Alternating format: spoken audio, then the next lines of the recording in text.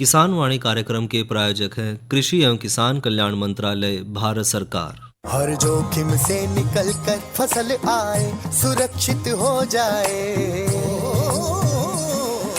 फसल बीमा से हर किसान अब आत्मनिर्भर हो जाए। संकट के समय प्रधानमंत्री फसल बीमा योजना किसानों के लिए वरदान है। अब सूखा पड़े या बाढ़ आ जाए कोई डर नहीं, अब ओले पड़े या कीट पतंगे फसल खा जाए कोई फिक्र नहीं, क्योंकि हमने लिया है प्रधानमंत्री फसल बीमा। बुआई से फसल कटाई तक हर जोखिम का दावा, न्यूनतम प्रीमियम पर अधिकतम भुगतान का वादा। योजना से हर साल जुड़ रहे हैं 5 करोड़ से ज्यादा किसान। अब आपकी है बारी। नजदीकी कृषि कार्यालय, सहकारी समिति, बैंक शाखा, अधिकृत बीमा कंपनी या जन सेवा केंद्र में स्वेच्छा से करा सकते हैं पंजीकरण। फसल बीमा पोर्टल या फसल बीमा ऐप द्वारा भी कराया जा सकता है पंजीकरण। प्रधानमंत्री फसल बीमा योजना, आपकी फसलों का संपूर्ण सुरक्षा कवच। कृषि एवं किसान कल्याण मंत्रालय, भारत सरकार। किसान वाणी कार्यक्रम सुनने वाले सब बाण भाइयों ने धर्मवीर भाई और विनोद भाई की राम राम। भाई विनोद भाई जी धर्मवीर भाई। भाई बड़े धूल धपोड़ हो रहे हो, खेता में तो सीधे आ गया आज तो चपाड़ में। हाँ बिल्कुल भाई, हैं खेतों से सीधे निकल गए हैं। नो बताओ जी, जीरी तो ठाली होगी। हाँ जीरी तो उठली भाई। अच्छा, और खेत अपना गेहूं के लिए फाने फुन्ने तो नहीं फूके? ना फाने नहीं फूकते जी। हाँ। बिल्कुल, क्योंकि पर्यावरण का भी ध्यान रखना, अपनी जमीन का मिट्टी का ध्यान रखना है। बिल्कुल बिल्कुल। तो भाई गेहूं की बिजाई की तैयारियां तो देखो जोर शोर पे हाँ, किसान भाई भी लग रहे होंगे। हाँ कर रहे हैं भाई बिल्कुल। पर ऐसे में पता कि किसान भाइयों को एक बात का ध्यान रखना चाहिए विनोद भाई, जी धर्मवीर भाई, कि जैसे गेहूं का बीज बोवेंगे ना, हाँ तो जल्दबाजी में ऐसा ना करें अगवे बीज का बिना उपचार करे ही खेत में बो बिजाई दें। कर दें। तो इस चीज का बहुत ध्यान रखने की बिल्कुल, जरूरत है, बिल्कुल भाई। क्योंकि जो बीज के साथ बहुत सारी बीमारियां ना खेत में चली जाएं, हाँ। और फिर बाद में बहुत परेशानी का सामना करना पड़ता है भाइयों को भी। बिल्कुल भाई बिल्कुल। तो और दूसरा फिर यह है कि भाई फसल की भी जो गुणवत्ता है, हाँ वो मिलती नहीं, फिर वो प्रभावित हो गए। तो ऐसे में क्यों ना आप चर्चा गेहूं की फसल के बारे में ही करें। जी जी। कि गेहूं की फसल में देखने में आता है कि सूत्रकृमियों की समस्या बड़ी होती है। बिल्कुल भाई। तो सूत्रकृमियों में जैसे गेगला है, हाँ ये गेगला या ममनी कह लो, ये सूत्रकृमि है। और इसकी अगर जो हम लक्षण की बात करें ना विनोद भाई जी, तो इस सूत्रकृमि से जो प्रभावित पौधा होगा, पौधे के तने शुरू में जमीन के पास से फूल के मोटे हो जाएं। बिल्कुल भाई। और ऐसे पौधे छोटे रह जाते हैं, फुटाव ज़्यादा करेंगे जी और इनके पत्ते हरे होंगे, मोटे हो जाएंगे जी। और फिर उन पे जो सड़वट सी ना, हाँ जैसे बुढ़ापे में आके हाँ, हो जाएगा, इस तरह की सड़वट सी साफ देखी जा सके।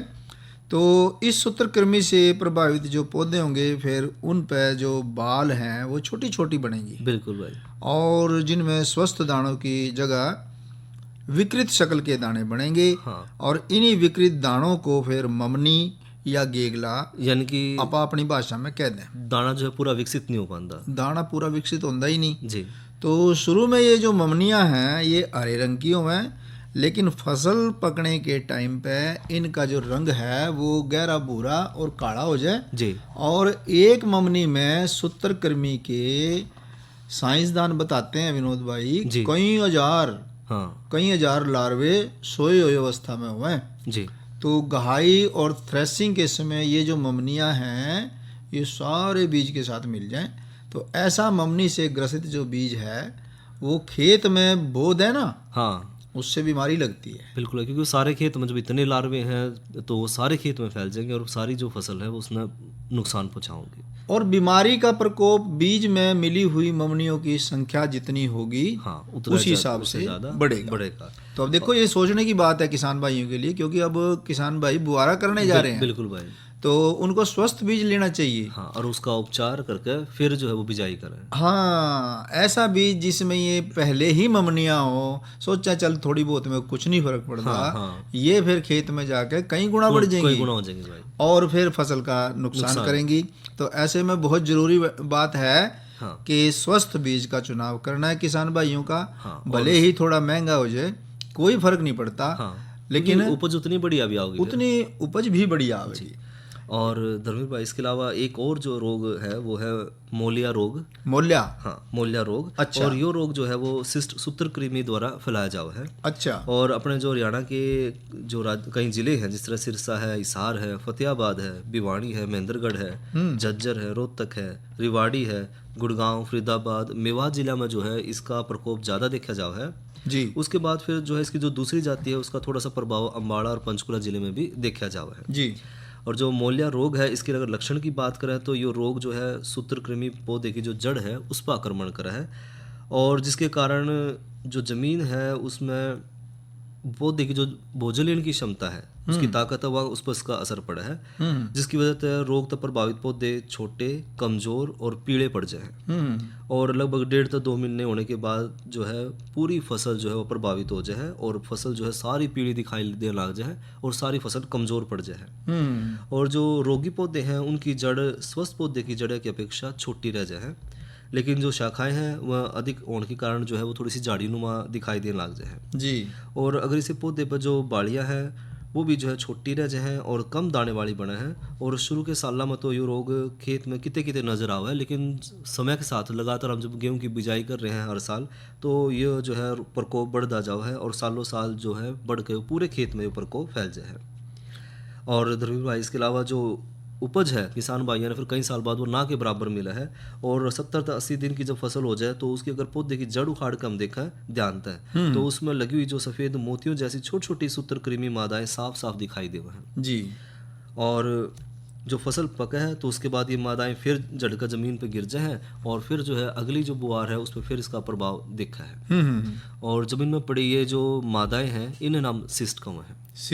सिस्ट भी वो मोलिया मोलिया जी। और एक सिस्ट के अंदर लगभग 200 से 300 अंडे जमा रहे हैं यानी कि वह बात जो आप कह रहे थे कि कई गुना जो है एक मादा जो है 300 एक से और 200-300 खराब करेगी वह जी। और गर्मी के मौसम में तो सूत्रकृमि जो सिस्ट है इस अवस्था में जमीन में सुस्त पड़े रहे हैं लेकिन जब गेहूं की बिजाई करें यानी कि नवंबर का महीना आ जाए तो उन्हें बढ़िया नमी और तापमान सही मिला है और उस तापमान में ये जो है तेजी से बढ़ना शुरू करा है और ये जो जड़ों के अंदर जाकर जड़ा ने खाना शुरू करता है और पौधे का जो जीवन चक्र है उन्हें ख़त्म करता है। असल में विनोद भाई जो गेहूं की जो फसल है ना जी उसमें ये 2 ही सूत्रकृमि खास तौर से नुकसान करते हैं फसल को।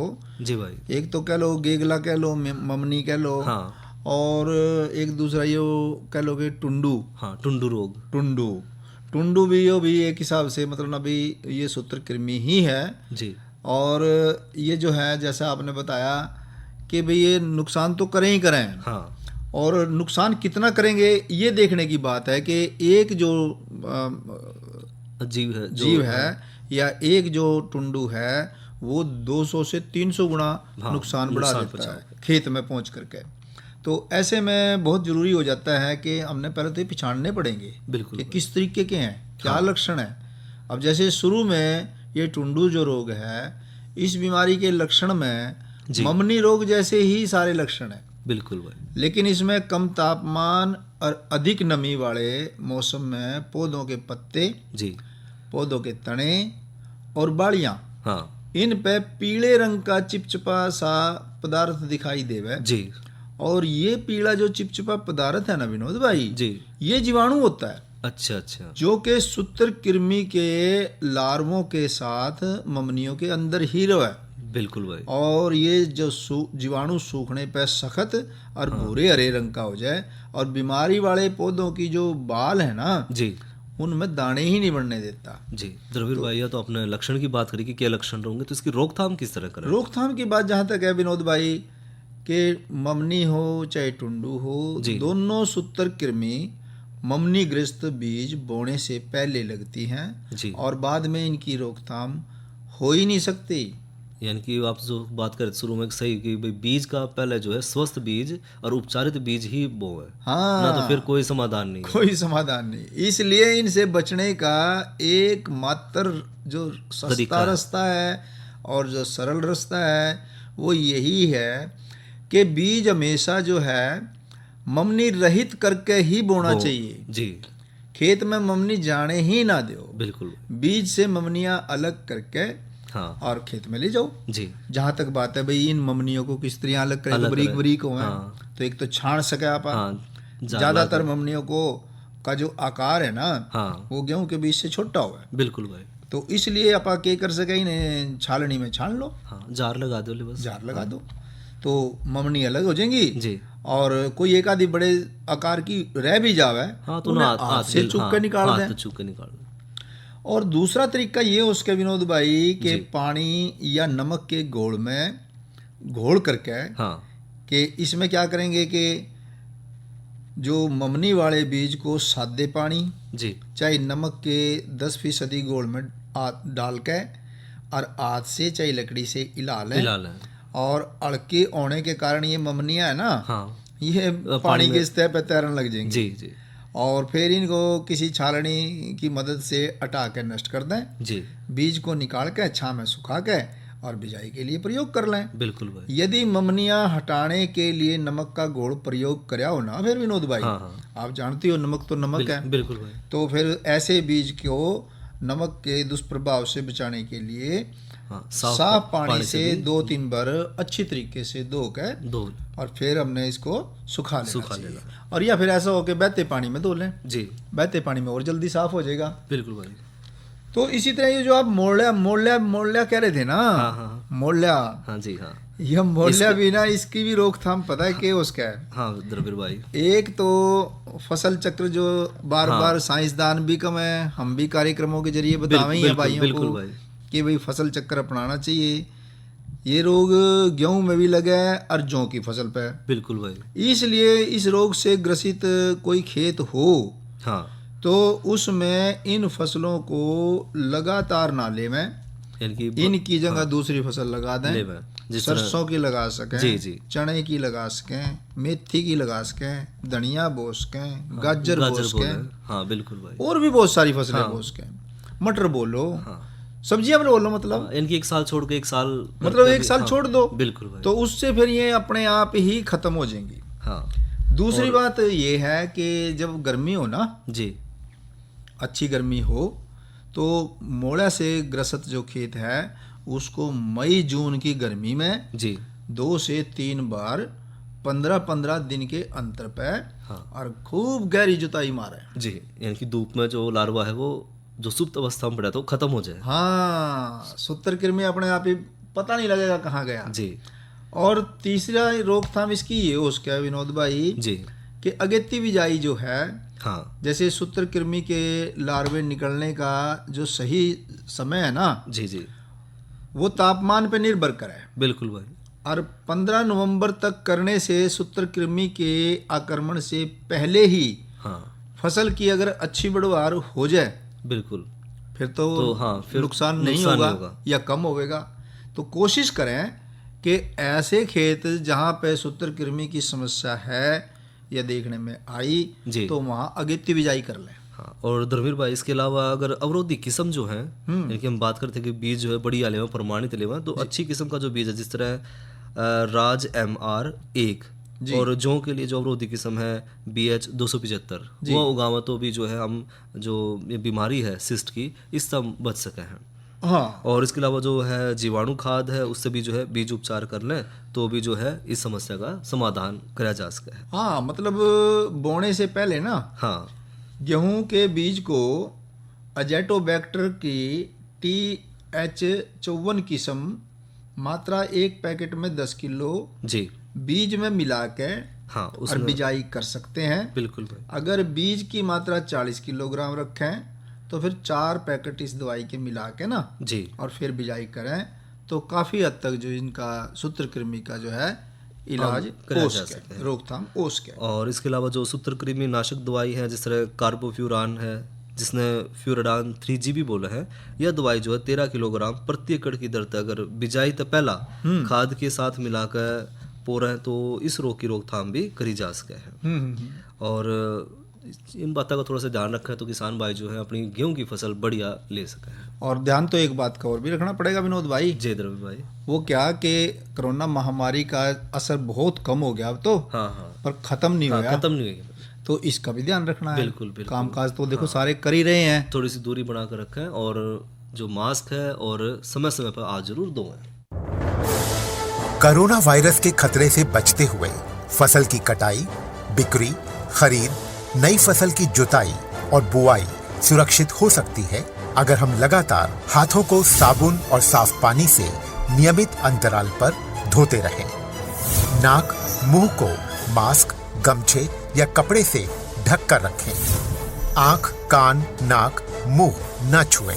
आपस में 2 गज की दूरी बनाए रखें।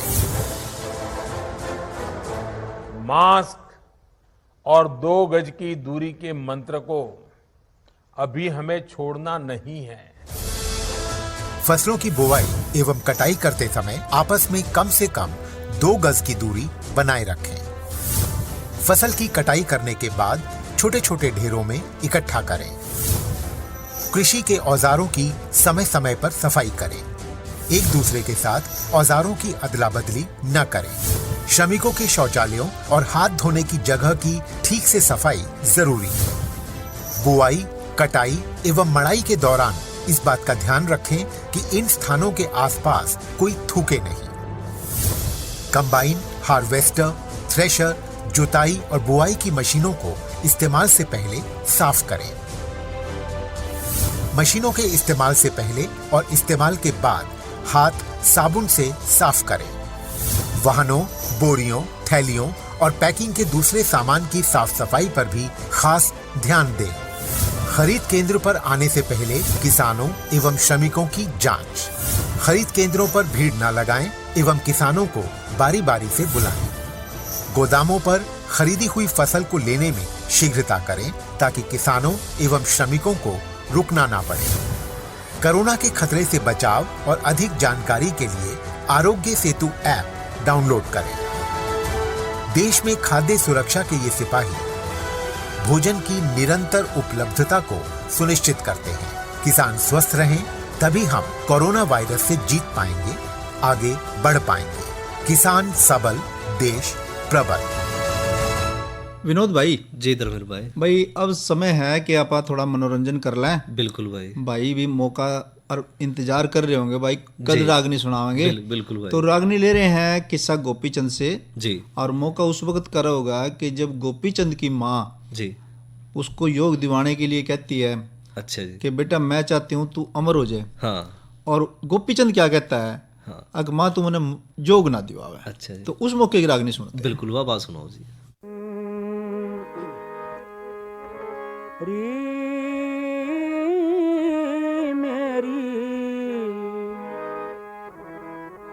माती रानी दे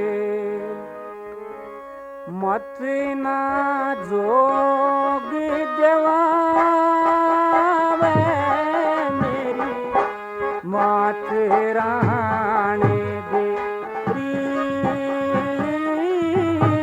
मेरी मात रानी दे।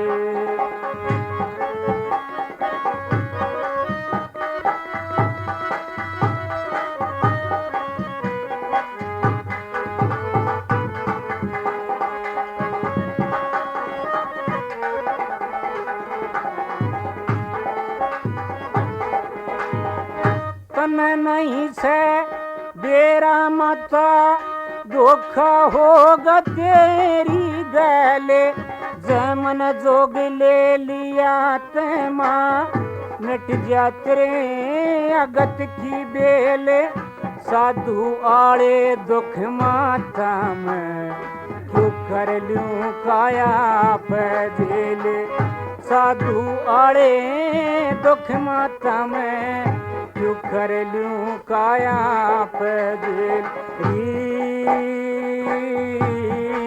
मन खेल खाने दे मत मांगे तू के खवावे मेरी माँ तेरा दे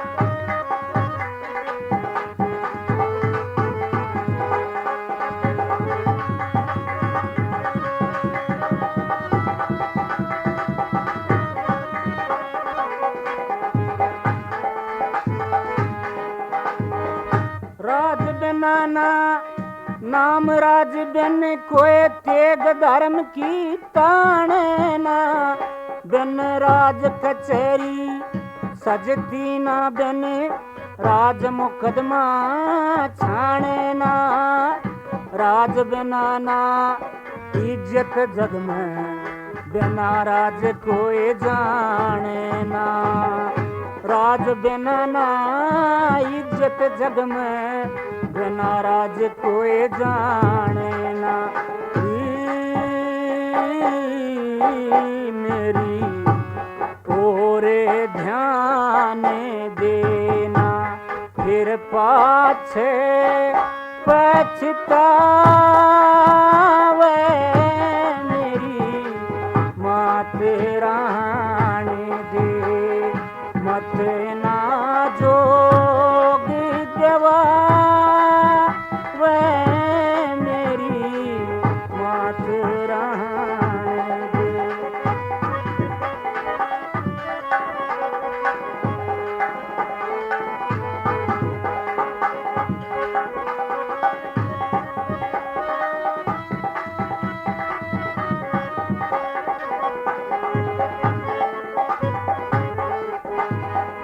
वसुदेव हिरणाकुश कुंभकर्ण और शिशुपाल, भीम युधिष्ठिर दुर्योधन थे, उन भीमा खागे काल, इसे इसे जब चले गए क्यों कर बच जा तेरा लाल, इसे इसे जब चले गए थे क्यों कर बच जा तेरा लाल।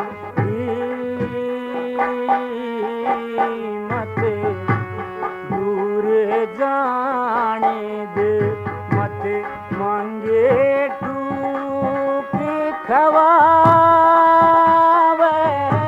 मेरी मात रहने दे,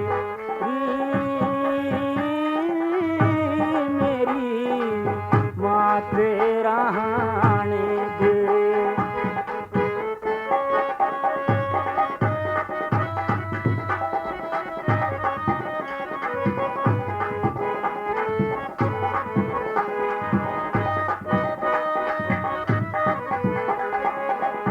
पेश की सती चली न सब, छोड़ गे तख्त हजारन, शमशेर शेख पे से तोल से फरे, बंदूक तो तलवारन, राजपाट घर कोठ खेला सब, मंदिर महल चौबारन, राजपाट घरी कोठ खेला सब, मंदिर महल चौबारन। मन नुवे गाने दे, कन जगन्नाथ समझावे, मेरी मात रहने दे,